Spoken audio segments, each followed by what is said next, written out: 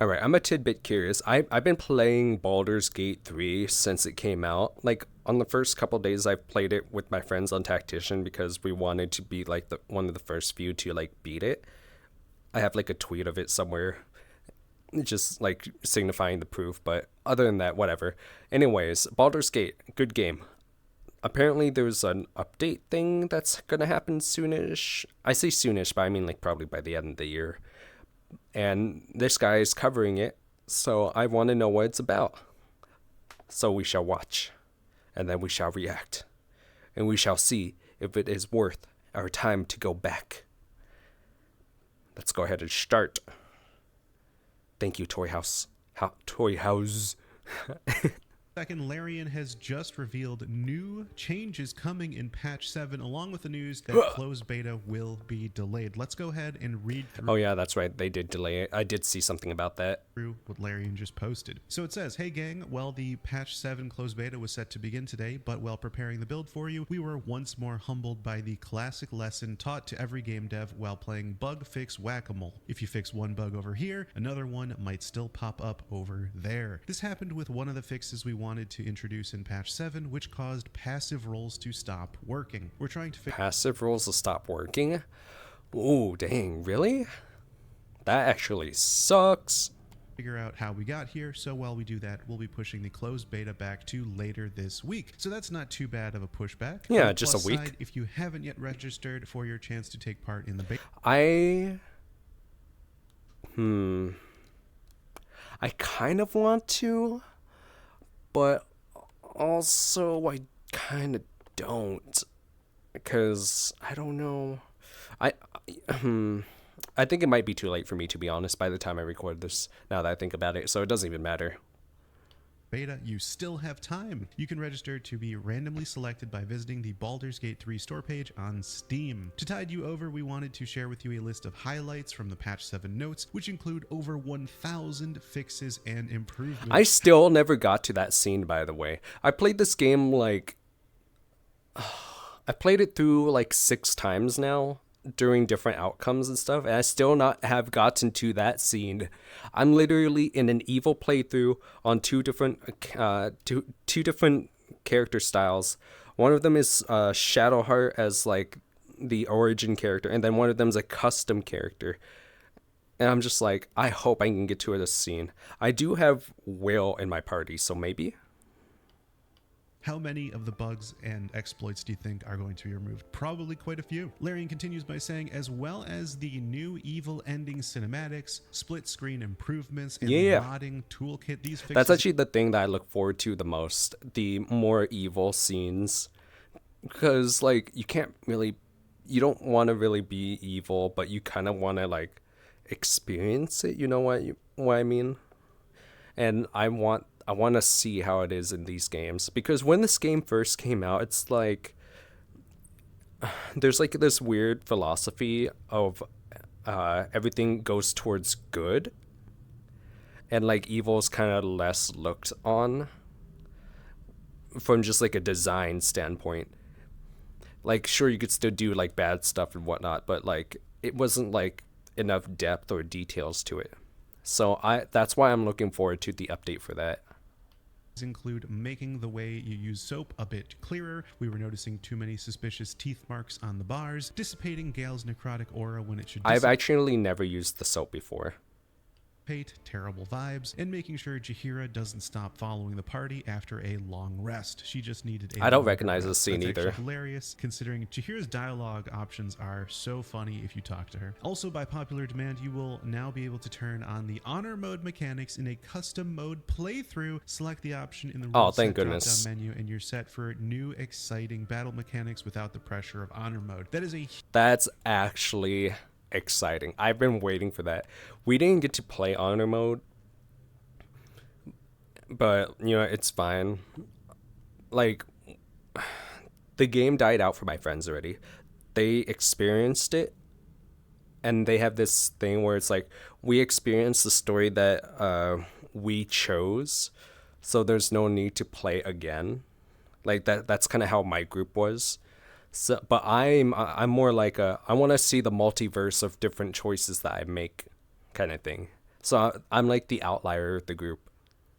Huge update. This basically means you can enjoy all of the really cool changes they made to bosses that come with honor mode without having to risk your save. Basically, if you die, it's game over, you lose your progress. And with this, you can basically enjoy the cool new mechanics of all these honor mode bosses without risking that single save. So definitely going to be doing that playthrough myself. For more I look information forward and to some that. visual sneak peeks, you can also check out our latest community update. Remember that patch 7 will only be live in the closed beta on Steam for the time being, and we still expect to release it live to all players in September. Awesome. So not too far away. September. Wow, that's actually a lot shorter than I thought. Spoilers. As always, some of these entries might contain spoilers, so proceed with caution. All right, here we go. Highlights. Introducing Evil Endings, brand new cinematic endings for the truly villainous playthroughs. Added our very own mod manager, which lets you browse, install, and use mods created by the community. I've never really... I look forward to that, to be honest. I had to like delete the game completely off of my drive because like even though I uninstalled like and all that, it still kind of like does weird pop-ups, so I need to like completely erase the game from my drives and then re-download the game and then like have their mods take over. I am curious what they have in store though. Used mods myself, but a lot of them look really cool, and hopefully this mod manager makes going into the world of modding a little bit less intimidating. Revamped split screen gameplay. When playing on split screen, the two halves of the screen will now dynamically merge together when player characters come close to each other in game, and dynamically split back up when the characters move apart. This revamp comes alongside many other improvements and polishes to improve the overall split screen experience. That sounds really cool. I've never actually played around the split screen, but that sounds very intuitive. And I'll definitely be playing split screen once I'm like on vacation over in like Sweden.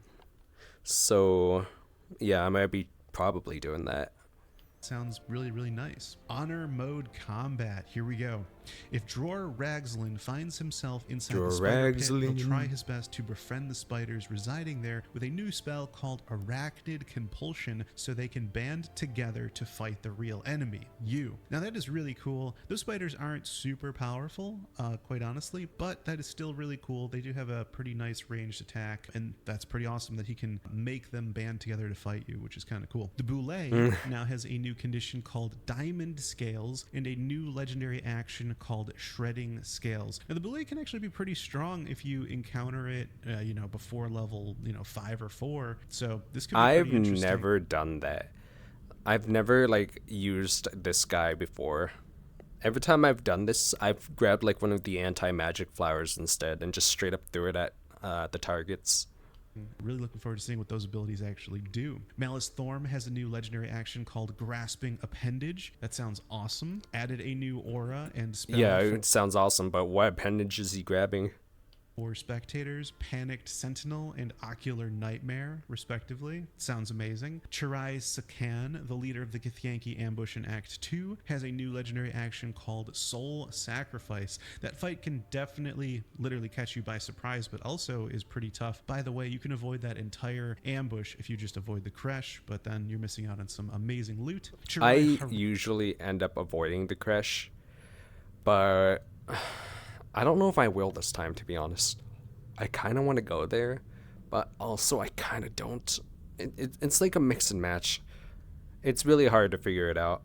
Rak, the Githyanki leader at the Knights of the Shield hideout, has a new legendary action called Tunarith's Embrace. Wonder what that is. And then we've got Pateris, the character many people probably miss. Pateris has a new legendary action called Paterian Dogma. Pateris on honor mode is probably going to really kill.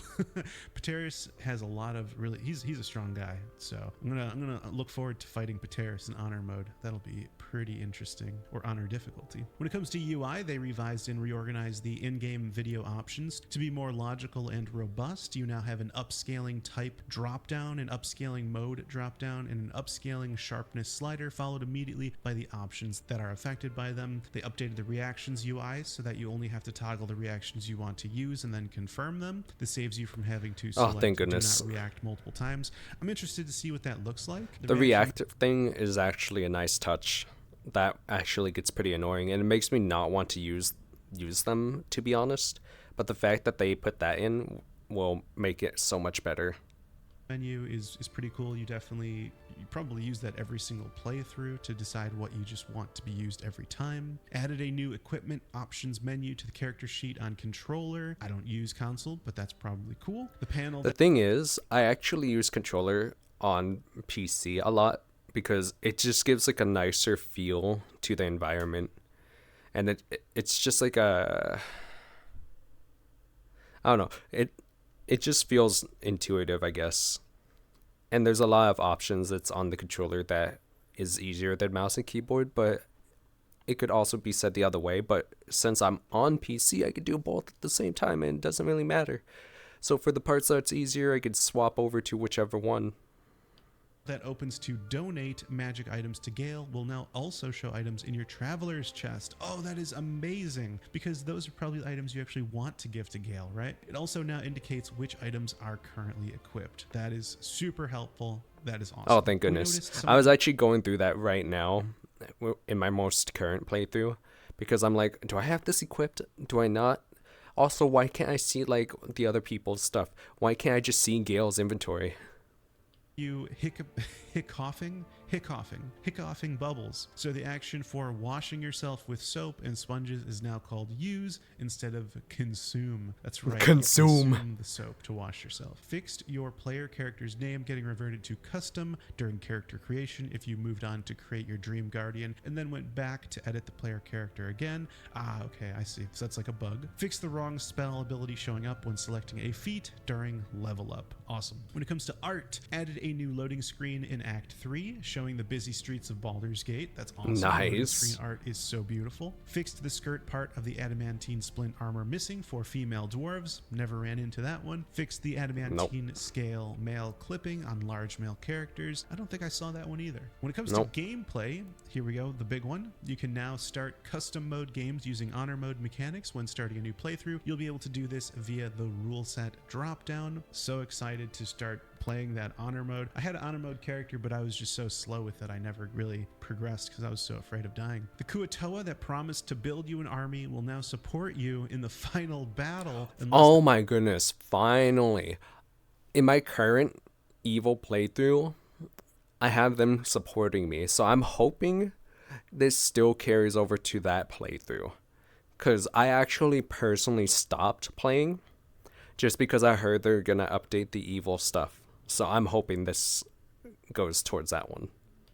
They all died in Act 1. I cannot wait to summon the Kuatoa. I love those guys. I hope they're pretty strong, because in Act 1, they're not that strong. So we'll see how they do. The help that the Gondians promised for the final battle will now arrive in the form of a I don't know these guys. Steel Watcher. Apologies from Xander Tubin for the delay. By the way, this was actually suspected in the game files. I think it was a bug. Gondians were supposed to give you that Steel Watcher from the beginning. I don't think this is new. I think this is just something that was already previously planned, actually. But so glad it's finally here. It's finally worth saving the Gondians because they had no advantage. You know, the deep gnomes would help you. Oh, it's this place. Right. Yeah, they always end up dying too fast. So I just ignore it. But the Gondian, if you sided with them, but the Gondians never had any advantage, so there was really no reason to save them, but now there actually is. Next up, the hair color options in character creation will now remain accessible after you choose the bald hairstyle, so that you can continue fiddling around with eyebrow colors. Oh, of course, that makes sense. Yes, eyebrows that support multiple player characters can now involve characters assigned to different players. They were limited to characters controlled by a single player until now. This means that there will be more banter among player characters in multiplayer games. Oh, interesting. That's super cool. I like that. Yet, but interesting that was kind of a limitation previously. Group hide will... I do have a question though about the group multiplayer thing. I've only ever played it with a friend, but has anyone actually played it with a stranger? How does that go? Like, how does that even work out? Like, I feel like that's just a big mess to begin with. There's definitely a chat, right? And you could just chat with each other and like say what you're doing. But I am curious what you guys think of like the Baldur's Gate 3 multiplayer. If you have done that before, let me know, because I have no idea and I never attempted it myself. No longer affect summons that aren't linked to the group in the party line. Oh, interesting. That's I didn't know. I guess summons would hide with you even if you unlinked them. That's interesting. Changed the behavior for selecting camp supplies for a long rest when selecting camp supplies that are stacked. The game now only takes what it needs from the stack. Oh, that's great. I thought it was so interesting when you'd click auto select and you would select more than you needed for the long rest, but glad that's fixed. You can no longer I never cheat. noticed that because I never looked at it, but I'm glad that's fixed because, wow, I guess I've been using more supplies than I needed. Ease the leap of faith trial I of hate the this. Gauntlet of Shar by just clicking the final platform and letting your character path find their way there. Shar threatened to smite us if we didn't fix this one. Yeah, so that was a What? I didn't know you could do that. I just straight up been actually doing the puzzle. I didn't know you could do that. No, don't fix it. Oh. This is actually the reason. The trials that are in Char's temple are the reason why I don't want to go down there, to be honest. I just don't want to do that. I'd rather go through the creche instead, just because of this. very handy bug, but you know, it's a bug nonetheless, and glad that that's all fixed up now. Fixed a bug where resurrecting Lae'zel on the beach in Act 1 would cause her to appear in the party line, but not in the world, preventing you from leaving Act 1. Oh my gosh, that's a killer bug. Patched up some save games where Gale still had his necrotic aura when he shouldn't on load. Oh man, that would be annoying. Fixed Minthara's body sometimes turning invisible on the level up screen. We sort of like the floating head and hands look, but hey, I never saw that one. All right, moving on to animation. Astarion now has idle animations at camp that aren't just him reading a book. Nice. I always thought that was like the only thing he did. Added a new idle animation for Minsk at Yay! camp. Boo may or may not have taught him some Tai Chi. That's awesome. Karlak will no longer brush the shaved side of her head. Yeah, I mean, that doesn't make sense, right? Polished the appearance of neck kisses in lovey-dovey scenes with Shadowheart on the Sharan path for characters with large body types and dragonborn characters. Yeah, there's been some interesting animations depending on if you make a really short character. I guess in this case, if you have a really large character, it looked a little weird, huh? Next up. Actually, no, I'm not gonna mention it. I was gonna like talk something about like transforming into like oh, I can't even see that, huh? Dang. Ah, gosh. Oh, you are. Yeah, you are. We're just good. Writing and flow. Yep. Dotted some dialogue options and voiced lines into dialogues across the game to add more overall reactivity, particularly to account for edge case flows. That's awesome. You know, a lot of people on Reddit actually would say, oh, why aren't my companions reacting to this crazy scene that's happening? So really interesting. Excited to see that. Kind of makes it more realistic, right? When your companions react to some crazy stuff happening. Dotted more Dark Urge reactivity, dialogue to see like the characters also react. Oh my goodness, Shadowheart, what happened to your face? Shadowheart. Oh no.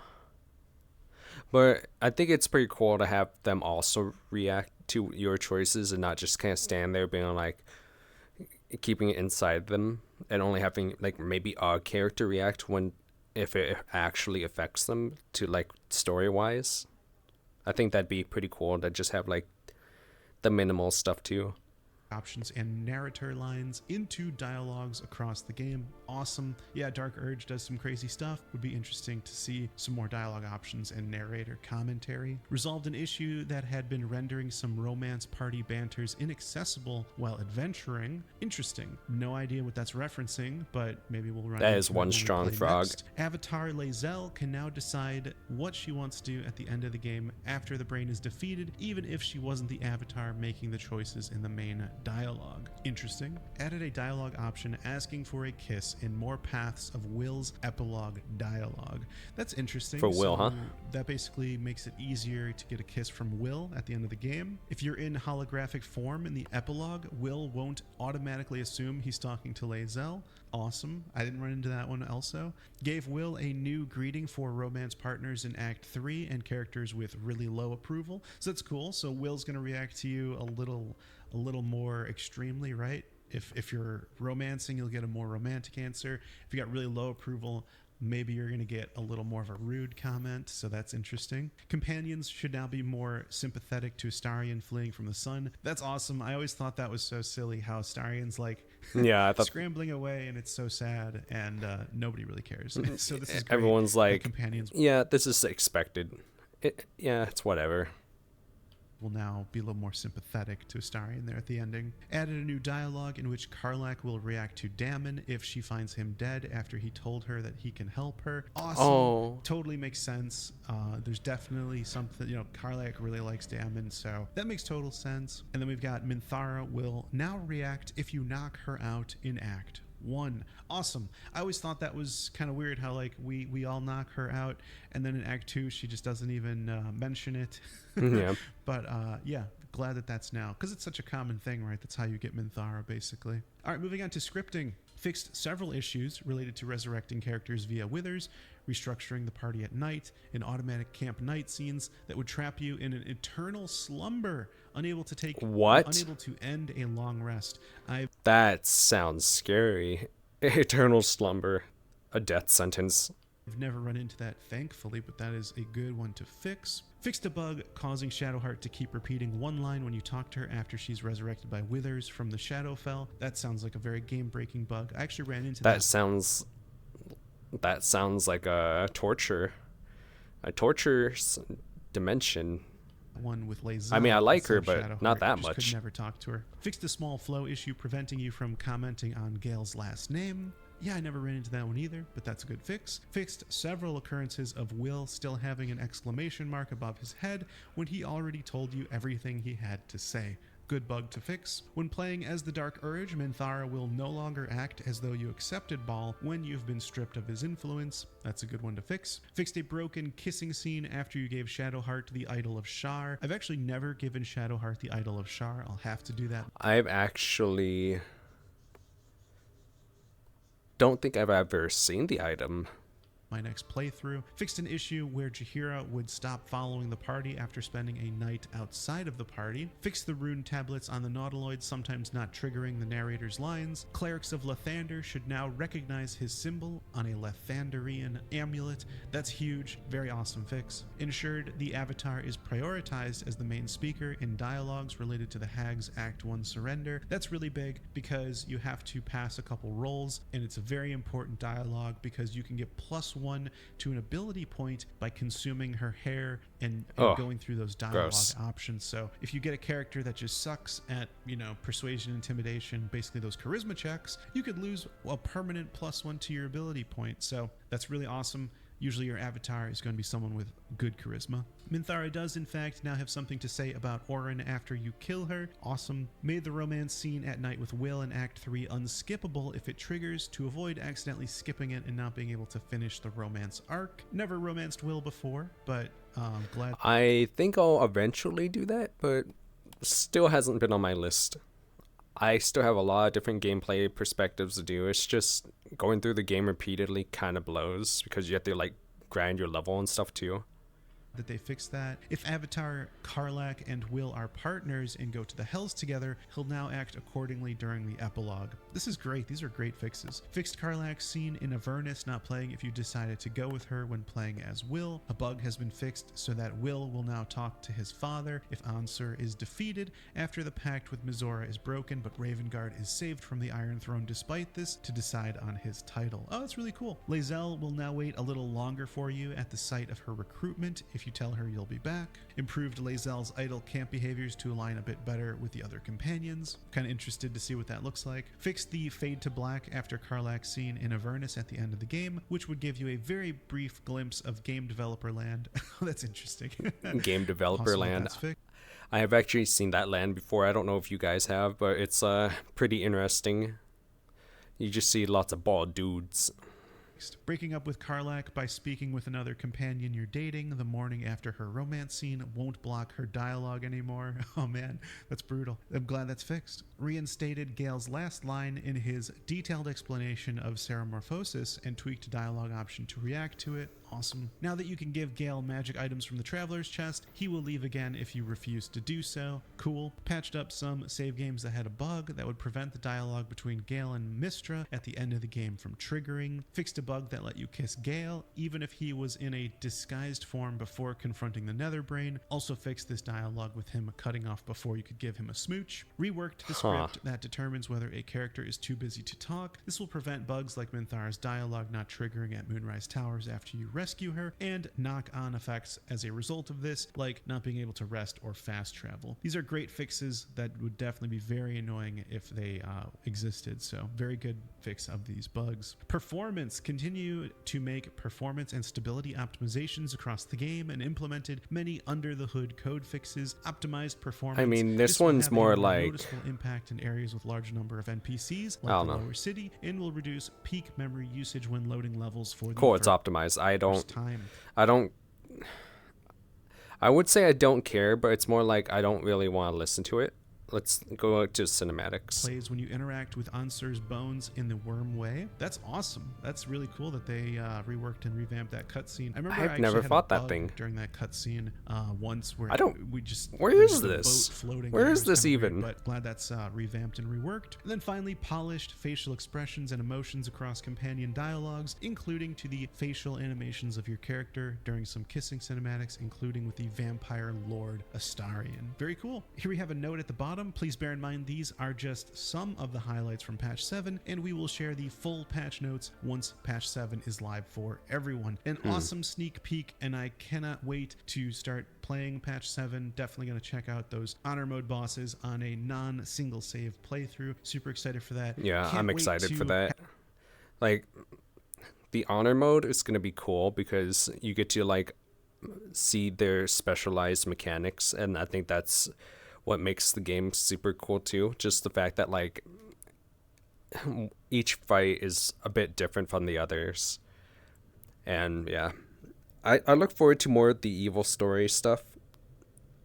And that's basically all, to be honest. I don't really... A lot of this is more like bug fixes and whatnot. So the two things I'd be looking forward to is the mods. So like the official mods. So it's going to be easier for people to mod, thankfully. That I look forward to that. I'm hoping it's not too bad. And then more evil story.